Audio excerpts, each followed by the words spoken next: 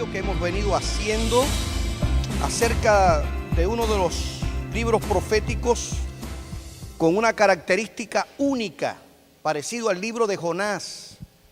Son libros proféticos que tienen características especiales, que difieren del resto de los libros proféticos, sean mayores o menores. El libro del profeta Jonás es la historia de la vida de Jonás, y el libro del profeta Habacuc es la historia de un diálogo entre el profeta y Dios. Y es interesante porque ese diálogo se convierte precisamente en una palabra profética, y valga la redundancia. Y es interesante además porque es la experiencia de un siervo de Dios que atraviesa por situaciones muy particulares y que de alguna forma nos enseña que también nosotros, atravesando por esa misma circunstancia, podemos tener una experiencia con Dios.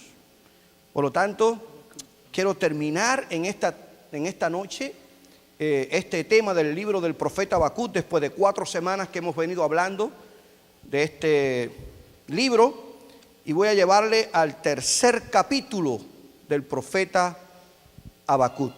Capítulo 3. Habacuc le pregunta a Dios: ¿por qué permites la injusticia? ¿Por qué permites que el rico oprima al pobre?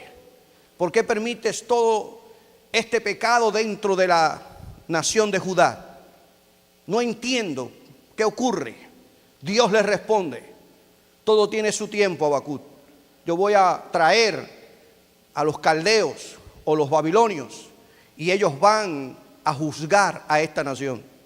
Cuando Dios le da la respuesta y le da la solución, entonces Habacuc se estremece de pies a cabeza. No entiende. Él considera que la respuesta de Dios, el remedio de Dios, es peor que la enfermedad. Pero ¿cómo va a ser posible que puedas usar una nación más impía que Judá para juzgar una causa? Y no comprende, y ahí está él esperando la respuesta de Dios. Respuestas difíciles. Por eso es que Habacuc se conoce como el profeta de ¿hasta cuándo?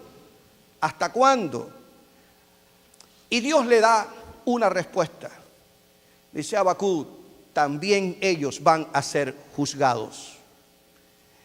Y después que Dios le explica todo lo que Él quiere revelarle, no solo lo que va a ocurrir con Judá y Babilonia, este hombre eleva un cántico de adoración a Dios, una alabanza, y escribe este precioso capítulo 3, que ha sido de inspiración a algunos cantores, y ha sido de inspiración porque encierra, hermanos, una serie de principios que nos sirven a nosotros en nuestro andar cristiano. Y aquí comienza este capítulo diciendo: oración del profeta Habacuc sobre Sigionot. Le aclaro que este término Sigionot no se está refiriendo a una ciudad, a un pueblo, a una nación. Sigionot es una notación musical que probablemente indique que el cántico debe ser entonado con emoción y sensación de victoria. En otras palabras, el capítulo 3 de Habacuc no es un cántico funeral. No es ese canto que es un lamento y que usted lo está oyendo y ya está llorando. Esa musiquita, no sé si usted ha oído a la persona que dice así: me has puesto una música de funeraria. El capítulo 3 no es una música de funeraria. Es un cántico que hay que entonarlo con emoción, con entusiasmo, porque es un cántico de victoria. Cuando nosotros cantamos, los muros caen y suenan las palmas, ¿no es verdad? O cuando cantamos, hay poder en Jesús. Son himnos de victoria, cánticos de victoria, de triunfo. Había un himnario que se titulaba así: Cánticos de Triunfo y Victoria. No sé si lo recuerdan los que tienen 2 o 3 años en la iglesia, pero eran himnos que eran de combate, a la batalla y a la victoria. Vamos con Dios nuestro Rey, o firmes y adelante, huestes de la fe. Ese es el estilo de cántico que aquí Habacuc está escribiendo. Y es interesante porque mire, sale del lamento, sale de la pregunta, sale de la queja, para entonces escribir un canto de victoria y de triunfo. Porque es que el Dios a quien nosotros servimos cambia nuestro lamento en baile. ¿Cuántos dan gloria a Dios por esto? Aleluya. Y lo primero que hace es aclarar esto. Esta canción que estoy escribiendo sobre Sigionot hay que entonarla con entusiasmo, con emoción, nada de funeral. Esto es un canto de triunfo. Gloria a Dios, hermanos. Aleluya. Y Habacuc es un hombre que nosotros nos damos cuenta a través del capítulo 3 que ha sido cambiado. En vez de quejarse, alaba al Señor. Y comienza con una oración interesante. El versículo 2, si usted tiene la Biblia abierta, además de la nota que le estamos regalando, usted se dará cuenta que el versículo 2 es sumamente interesante. Oh Jehová, he oído tu palabra y temí. Oh Jehová, aviva tu obra en medio de los tiempos. En medio de los tiempos hazla conocer. En la ira, acuérdate de la misericordia. ¿Cuánto hemos oído ese versículo repetirlo? ¿Y cuánto lo hemos oído predicar? Tremendo. Aquí hay dos cosas interesantes en este versículo que apenas quiero anotar. Tres. Vamos a hablar de tres. Número uno, Habacuc reconoce que ha escuchado a Dios. Lo que oigo acerca de ti, Señor, y de todo lo que has hecho, toda tu fama, eso me llena de profunda reverencia. He oído tu palabra. Aquí palabra, según los eruditos, más que una comunicación, se refiere a una historia. He oído hablar de tus maravillas, he oído hablar de tus portentos, he oído hablar de tus milagros, he oído hablar de todo lo que tú has hecho con el pueblo, y eso me ha llevado a un temor reverente, porque estoy adorando al Dios que todo lo puede. He oído tu palabra, pero además he oído lo que tú vas a hacer con este pueblo. He oído que vas a juzgar el pecado. He oído que vas a juzgar la injusticia. He oído que vas a extender tu mano. Y por lo tanto el saber que tú vas a actuar, eso me lleva a un temor reverente. El temor a Dios no es miedo, no es pánico, no es terror. Porque hermanos, nosotros tenemos una relación filial con Dios de hijo a padre. El temor del que nos habla la Biblia, que es el principio de la sabiduría, no es más que esa reverencia de saber que servimos y adoramos al Dios Todopoderoso, a quien debemos honor y respeto, y que tenemos que tratar como tal. Es el Dios creador del cielo y de la tierra. Por eso cuando entramos a su presencia debemos hacerlo con reverencia y con temor. Amén. Importante. Gloria a Dios. Aleluya. A veces nos relacionamos tanto con lo santo que se nos convierte en algo rutinario y en algo que no le damos todo el respeto o el valor que amerita.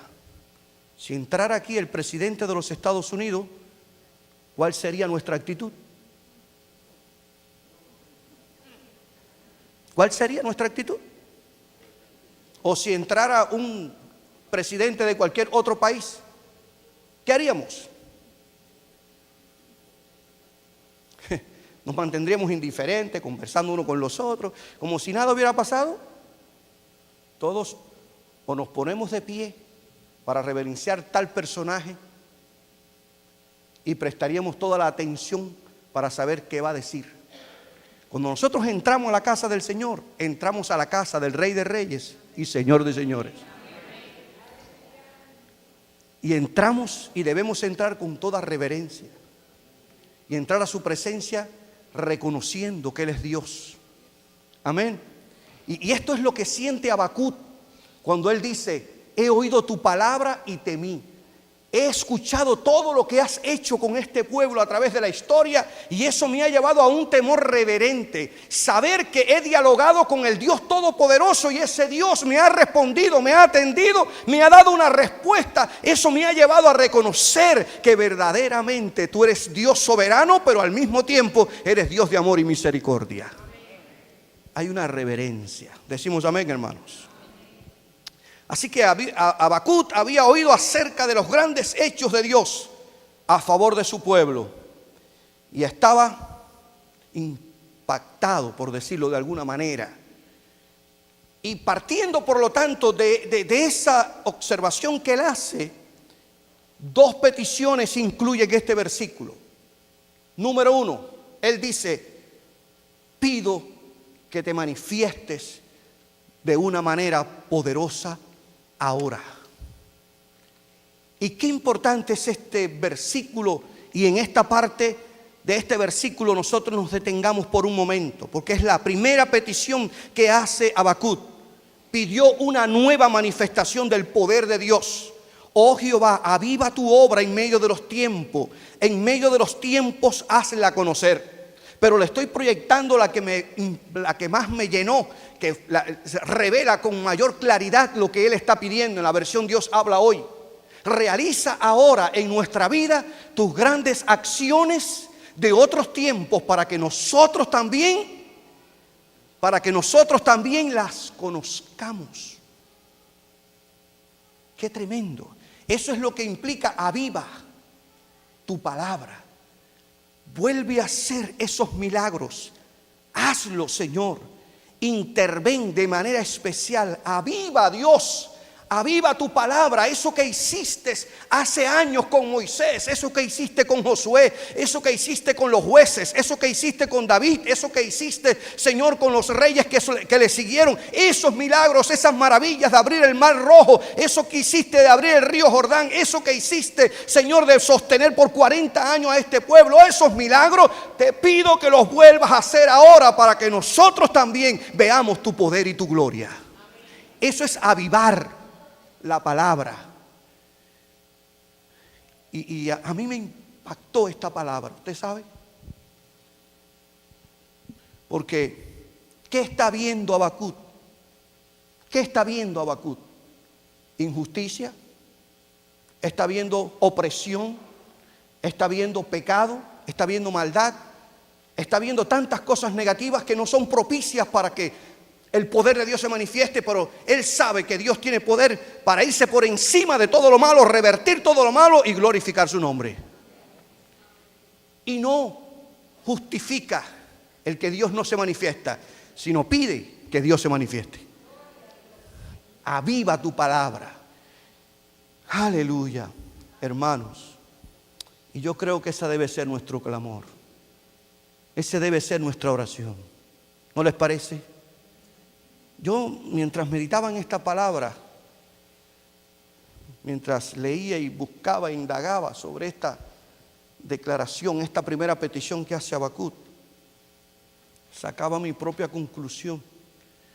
Porque algunas veces nosotros le buscamos justificación a todo lo que ocurre o no ocurre en el mundo espiritual y dentro de la iglesia. Y entonces dejamos de clamar y pedir a Dios lo que Él quiere que nosotros le pidamos. Porque nos conformamos. Si algo mata una relación de amor, es la rutina. Cuando una relación se convierte rutinaria, las cosas se van enfriando. ¿Estoy equivocado o estoy en lo cierto? Y cuando la vida cristiana se convierte rutinaria en un círculo, todo lo justificamos. Y no nos damos cuenta que verdaderamente Dios quiere hacer siempre algo nuevo en nosotros. Con nosotros y por medio de nosotros. Ya nos conformamos, y voy a ser claro y honesto y directo. Nos conformamos en que ningún enfermo se sane. Nos conformamos en que el Espíritu Santo no bautice a la gente. Nos conformamos en que la gente no alabe a Dios. Eso es normal. Eso es. Y entonces dejamos de orar. Dejamos de pedirle a Dios. Y hay un reto. Hay un reto aquí en esta escritura. Las condiciones que rodeaban a Habacuc no eran propicia para que él hiciera este clamor. Sin embargo, él entiende que lo único que puede cambiar la vida espiritual de aquella nación es que Dios avive su palabra en medio de ellos. Es que Dios demuestre que Él es Dios a través de milagros, señales y prodigios. Y yo creo que es importante, hermanos, que entendamos esta palabra. Gloria a Dios. Yo creo que es tiempo de que nosotros como iglesia nos tiremos a orar, a clamar y pedirle a Dios que de la misma forma que Él se ha manifestado en otro tiempo, también ahora lo haga. ¿O es que solamente es una teoría decir que Jesucristo es el mismo ayer, hoy y por todos los siglos? ¿O es que es una teoría solamente decir que Dios es el mismo, que Dios no cambia, que Dios es eterno? Pues si eso es realidad, entonces ¿por qué no pedirle, Señor, haz lo mismo que tú hiciste antes? Haz lo mismo y glorifica tu nombre. Aviva tu palabra en medio de este tiempo y que la bahía de Tampa conozca que tú eres Dios y que nosotros servimos al Dios Todopoderoso. ¿Por qué no cambiar nuestro lamento, nuestra justificación en un ruego a Dios? ¿Por qué a partir de hoy no comenzamos a reclamarle a Dios que Él manifieste su poder y que avive su palabra? ¿Cuántos lo van a hacer? ¿Cuántos lo van a hacer? Y se lo estoy diciendo con la base de la experiencia, de estar en un aula de teología, encontrándole la quinta pata al gato, si así se puede decir, en el que muchas veces tratamos de justificar lo que existe. Y la vida cristiana es una vida de milagro, una vida de fe. Amén, hermanos. Así yo lo he entendido. La vida cristiana es una vida sobrenatural. Sobrenatural.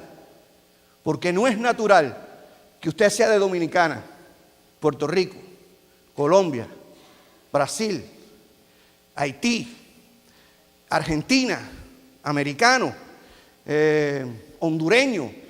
¿De dónde más? ¿Se me queda alguien más? De Nicaragua, de Panamá, Perú, Salvador, México, Costa Rica, Honduras, que usted sea de Nueva York, y estemos aquí formando parte de esta familia de la fe. Eso es un milagro de Dios. Yo sentía en mi corazón lanzarte este reto, iglesia misionera. Ustedes que vienen los martes a orar,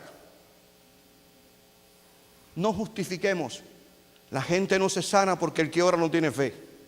La gente no se sana porque el que viene a pedir oración no tiene fe. La gente no se sana porque el pueblo de Dios no tiene fe. Y buscamos una explicación a todo lo que ocurre. ¿Por qué no a partir de ahora lanzarnos a tirarnos en la oración y decirle, Señor, aviva tu palabra en medio de los tiempos? En este tiempo la gente está diciendo que no hay milagros y señales, pero te pedimos que tú avives tu palabra, y eso que hiciste antes lo vuelvas a hacer ahora. Demuestra que tú eres Dios. No guardes más silencio. Esto fue lo que pidió Habacuc. ¿Cuántos se atreven a acompañarme en eso? Amén. ¿Cuántos se atreven a acompañarme? Amén. Cuento contigo, porque algo tiene que hacer Dios en este lugar. Se lo digo así con honestidad, como corazón de pastor. Esa es mi oración a Dios. Tú no me trajiste aquí a entretener a la gente. Tú no me trajiste aquí a jugar a la religión. Tú a mí no me trajiste aquí a un evangelio frío y calculado. O haces algo o me llevas a tu presencia.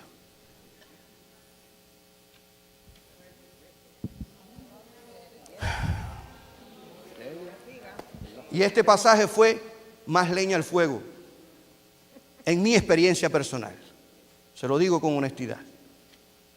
Hermano, basta de religión. Necesitamos que el Señor manifieste su poder. Dios es el mismo. Y eso es lo que le decía Habacuc a Dios. Aviva tu palabra. Que la gente sepa que verdaderamente tú eres Dios.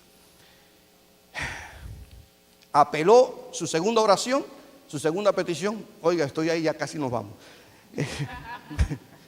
Apeló a la misericordia de Dios. En la ira, acuérdate de la misericordia.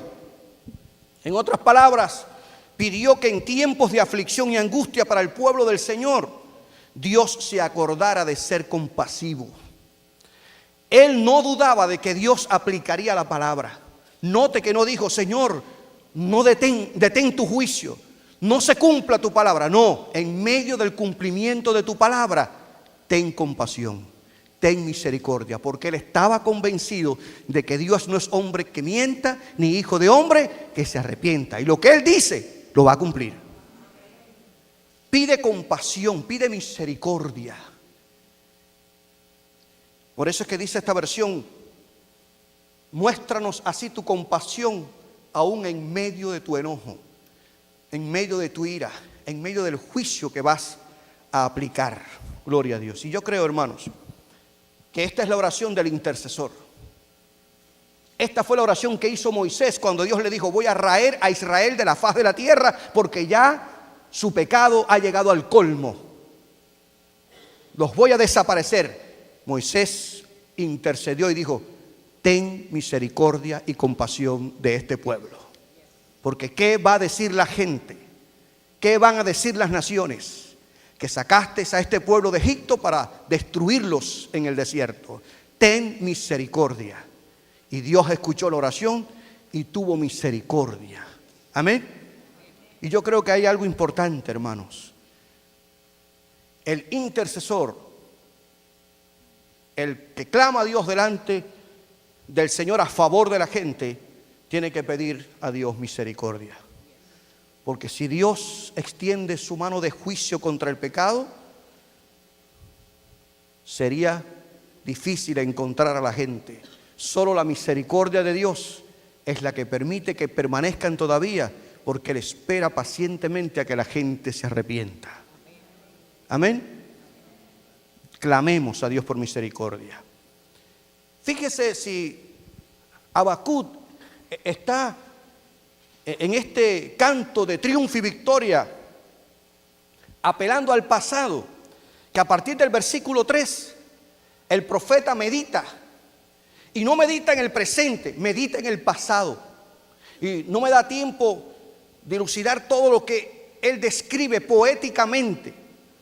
Por eso lo resumimos en 3 grandes grupos, estos versículos, para que usted se dé cuenta cómo él mira atrás y ve la forma portentosa, maravillosa y gloriosa en la que Dios se había manifestado en otrora, en otro tiempo. Y recuerda el éxodo, la manera en cómo Dios condujo por 40 años a esta nación, en que dice la Escritura que sus zapatos no se desgastaron, su ropa se mantuvo, los mantuvo con una columna de nube, con una columna de fuego, los mantuvo dándole maná del cielo, agua, convirtiendo aguas insolubles en aguas potables, abriendo el mar, abriendo el río. 40 años el Señor estuvo con ellos, y Él recuerda todos esos milagros, Él recuerda todas esas jornadas en el desierto, esas primeras victorias de Israel contra aquellos enemigos, sin ser un pueblo militarmente preparado, apenas unos nómadas, unas personas que habían simple y llanamente sido esclavos por más de 400 años en Egipto, que lo único que sabían eran construir ladrillos y criar ovejas y sembrar la tierra. Sin embargo, como Dios le dio la victoria contra esos enemigos, Él recuerda esos milagros poderosos, y eso lo lleva a pedir: aviva tu palabra en medio de los tiempos. En esa historia Él recuerda aquel día largo de Josué. ¿Cuántos de ustedes recuerdan eso? Cuando Josué oró y el sol se detuvo en Gabaón y la luna se detuvo, y hubo un día más largo que todo. Según los estudiosos de la NASA, ese día está probado. Hubo un día en la historia que fue más largo que los demás. No es una fantasía. Y Él recuerda en los versículos 11 y 12, haciendo memoria de todos esos acontecimientos. Y además habla acerca de la victoria sobre Sísara, ese enemigo que había tenido cautivo al pueblo de Israel por más de 20 años.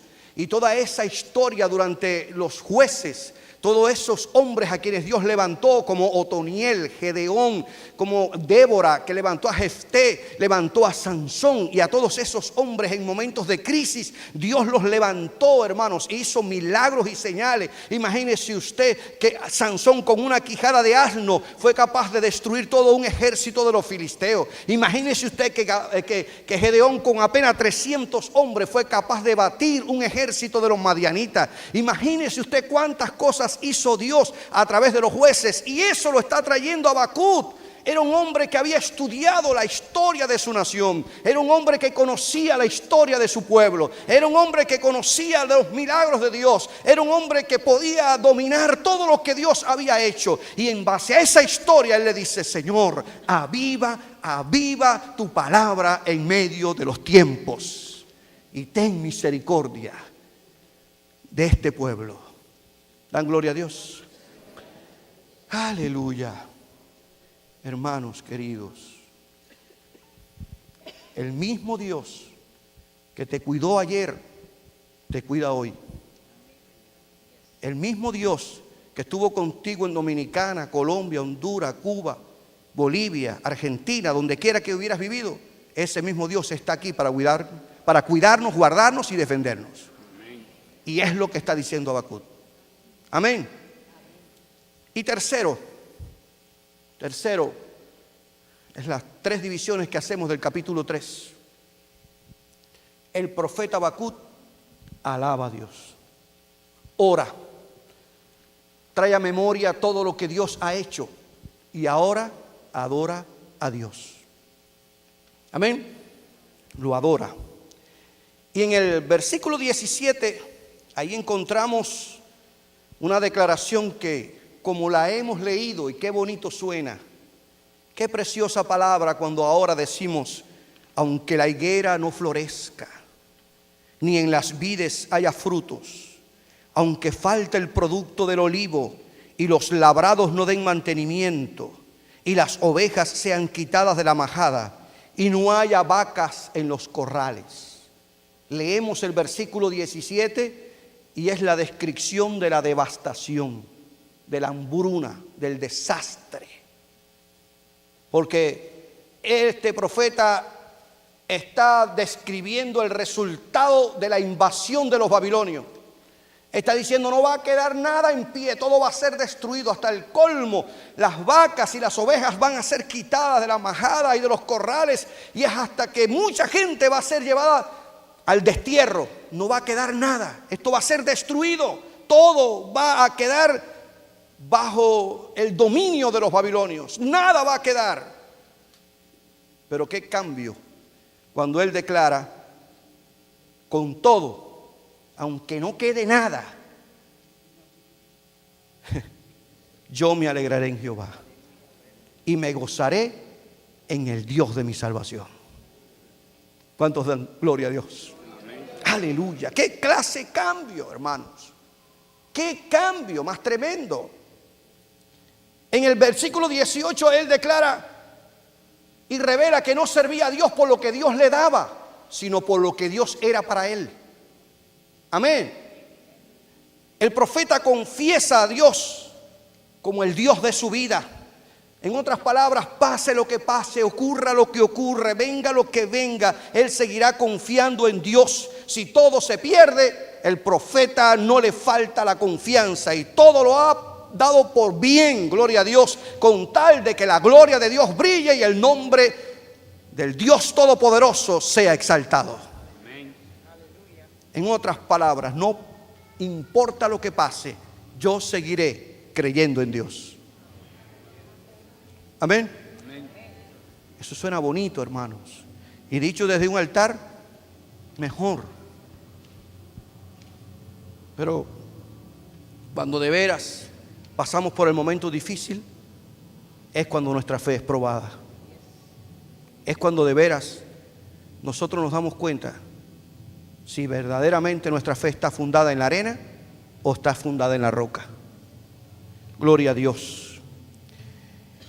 Y este versículo 18 viene siendo, como alguien ha dicho, la declaración de Filipenses capítulo 4, versículos 11 y 13, cuando el apóstol Pablo, preso en Roma, está escribiendo su carta a los filipenses, y él dice: he aprendido a contentarme cualquiera sea mi situación.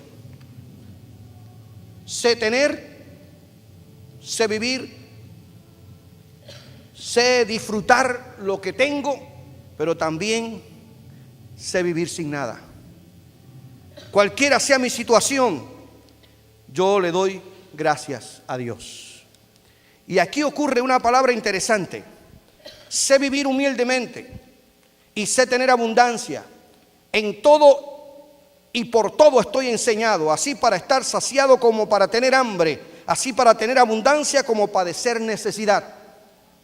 Y surge esta expresión que nosotros repetimos pero tanto: todo lo puedo en Cristo que me fortalece.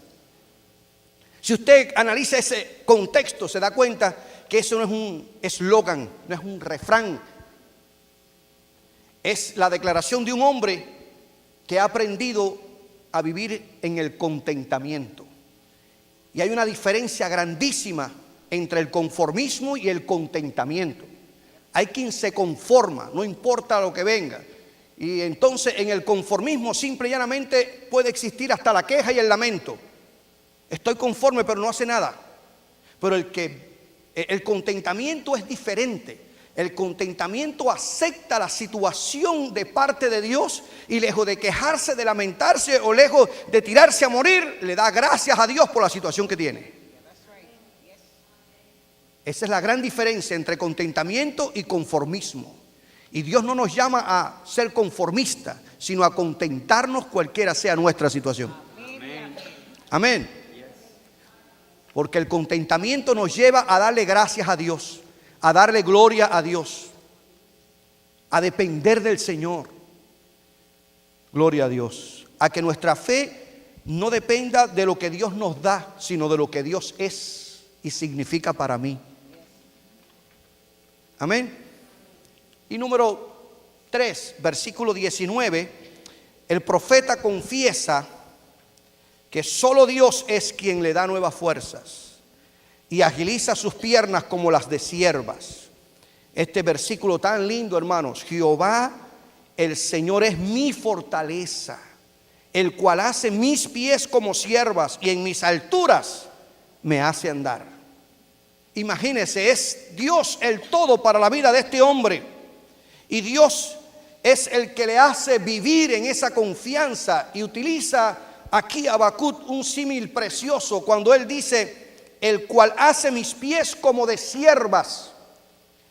Las siervas o los siervos, traducido en otras versiones como gacela o venado, eran animales que tenían características muy propias en sus pezuñas y le daban firmeza cuando ellas iban escalando esas montañas, iban subiendo esas montañas.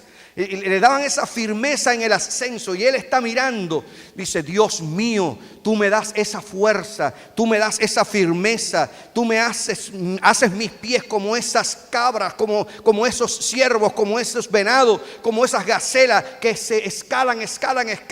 Qué bueno, Dios, que tú me das la fortaleza para ir escalando.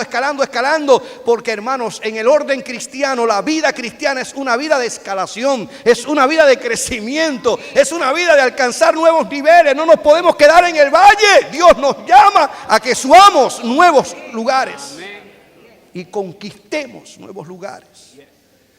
Hay que decirle no al conformismo evangélico.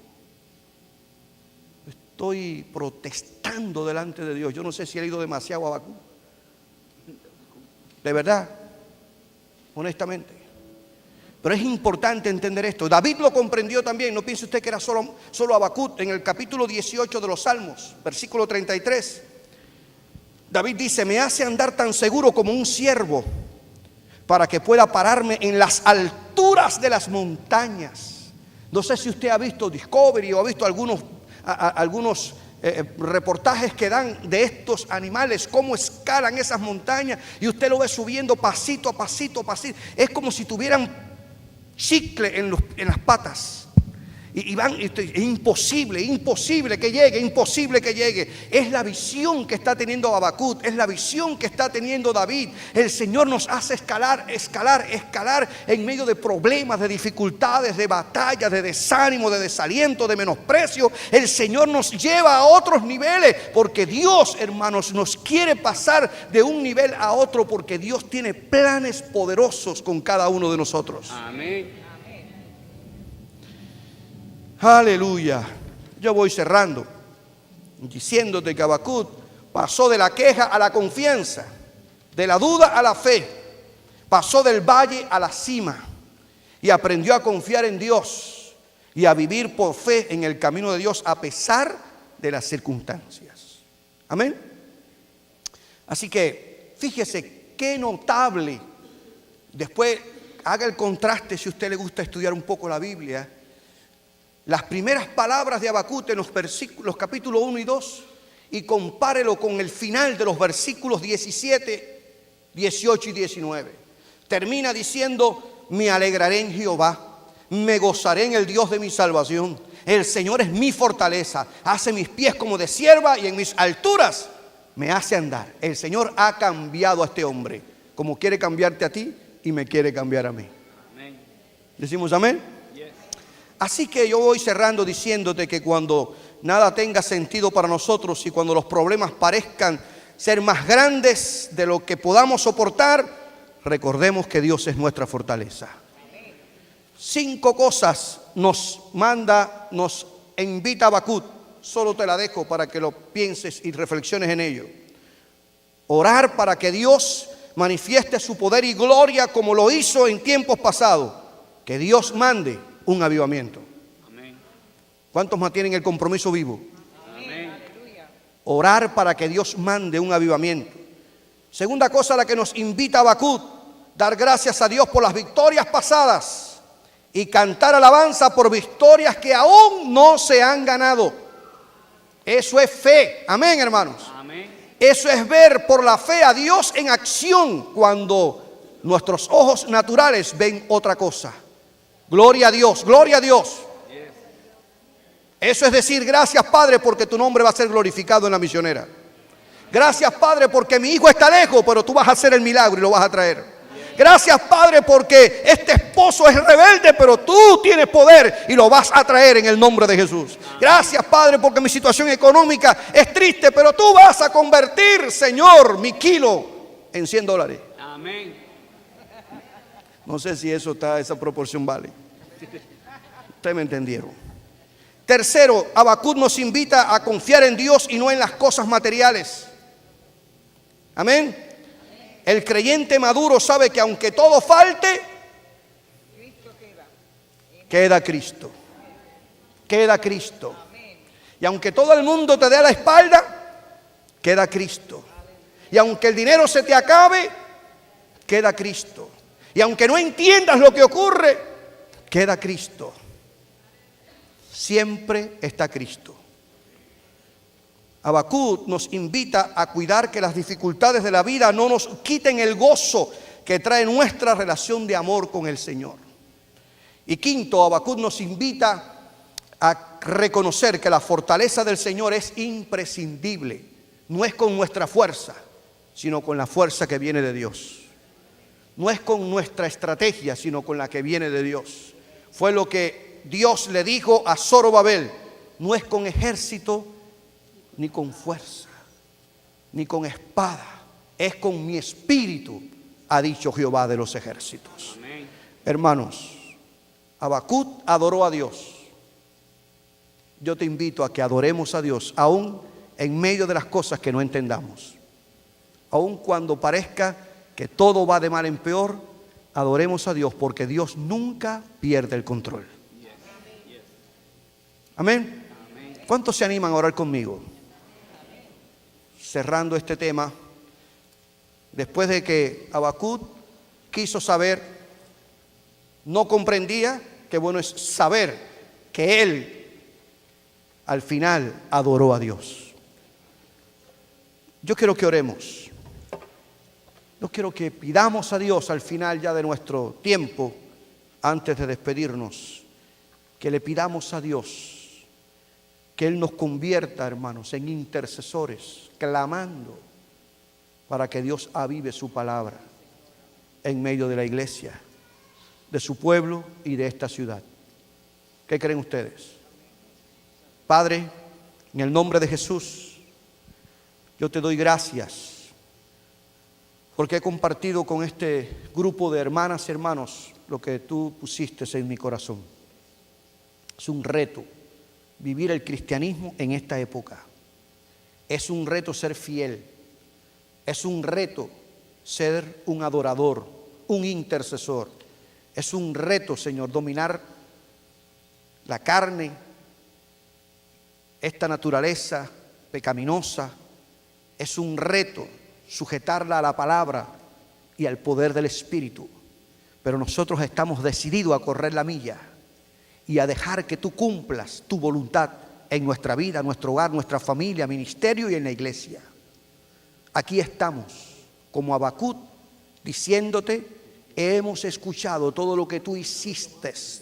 La Biblia nos revela todos los milagros y portentos que tú hiciste a través de la iglesia que fundaste. A través de los años que nos antecedieron, tu nombre fue glorificado, tu poder fue manifestado. Nosotros te estamos pidiendo que ahora también tú glorifiques tu nombre. Y estamos pidiendo que tú avives tu palabra en medio de los tiempos. En medio de tanta corrupción, de tanta mentira religiosa, oramos pidiendo que tu palabra sea avivada. Y oramos que tu pueblo sea, Señor, portador de tu gloria.